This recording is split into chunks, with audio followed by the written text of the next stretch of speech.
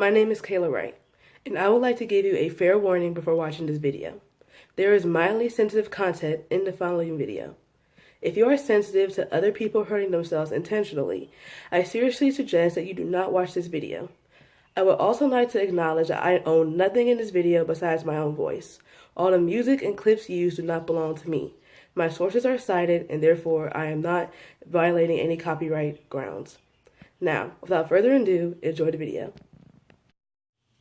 Allow me to ask you a question. Do you believe that the collisions that you are about to see can cause head trauma?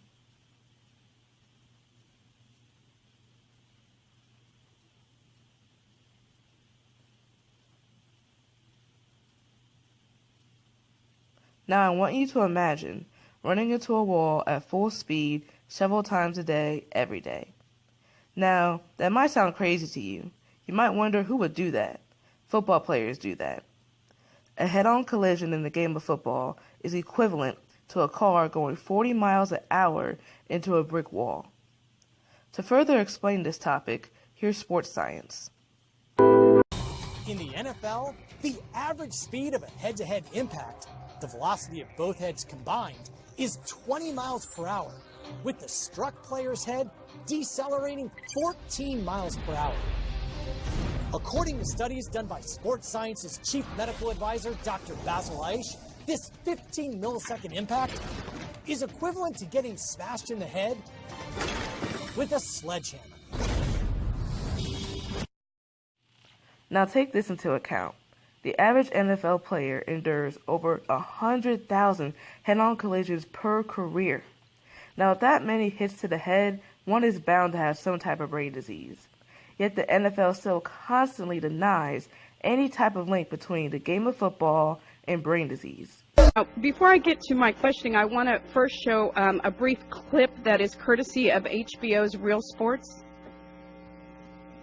Ira Kassan leads a team of NFL doctors who did a study of several hundred active players and reported that the concern over head injuries is overblown.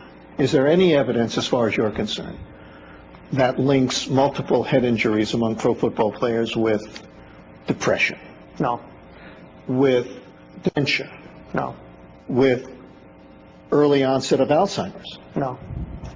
Is there any evidence as of today that links multiple head injuries with any long-term problem like that? In NFL players? Yeah. No.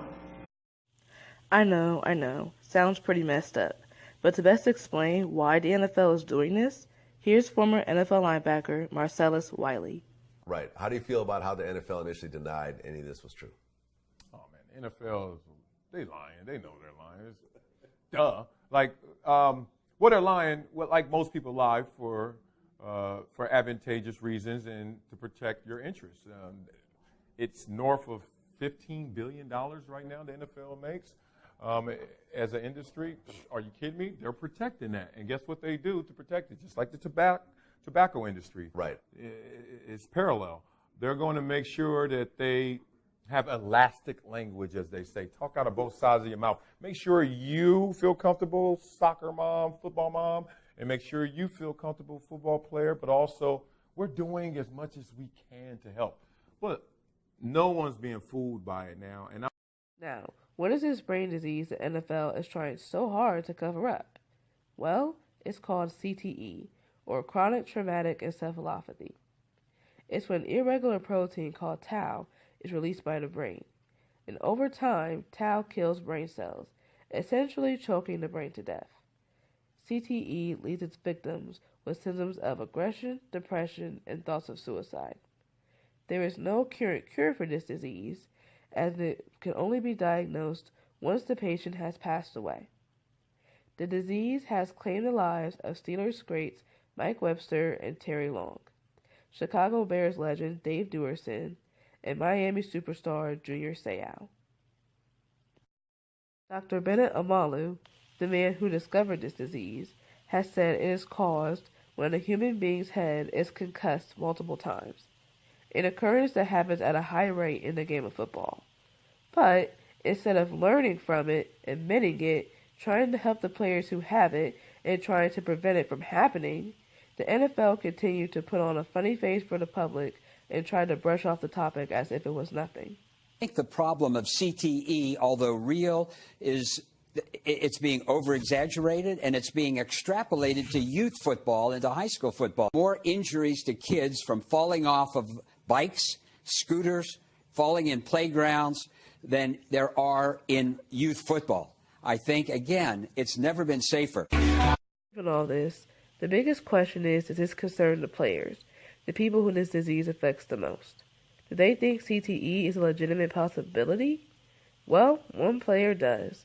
Former linebacker for the San Francisco 49ers, Chris Borland. He was a rising NFL star. Now, since the NFL did not acknowledge a link between CTE, its effects in football, Borland did his own research. His findings terrified him, and he came to a conclusion that football was not safe enough for him to play. And after just one season, he retired. Now, not only was he walking away from the game he loved, but he was also walking away from $3 million. If playing football did not carry risk of CTE and other brain diseases, why did Chris Borland decide to retire just to avoid it? Here's NFL Commissioner Roger Goodell's response.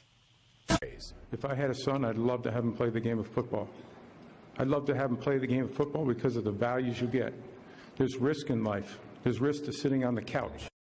Okay, all jokes aside, why should you care about the NFL's comical ways of denying brain damage? What if you're not a football fan? Why should you care about this? Well, in a way, we are all investors in the NFL.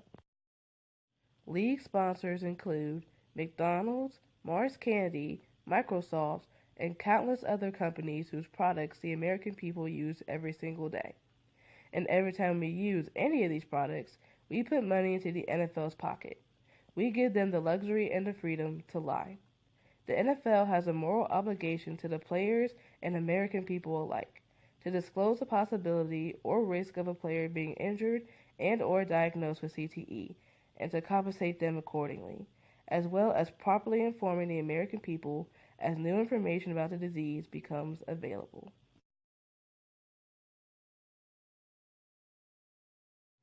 Now let's give the NFL some credit.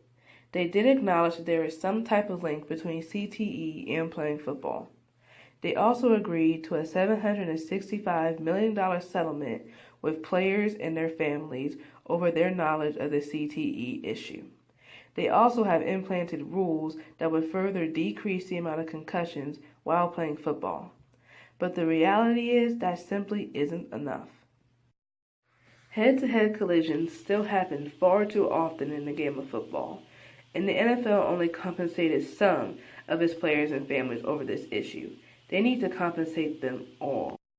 The NFL must also continue to put more money into researching concussions and finding new ways to make the games better and safer. The NFL overall has put a good first foot forward. Now they must take the necessary steps to make the game safer for everyone.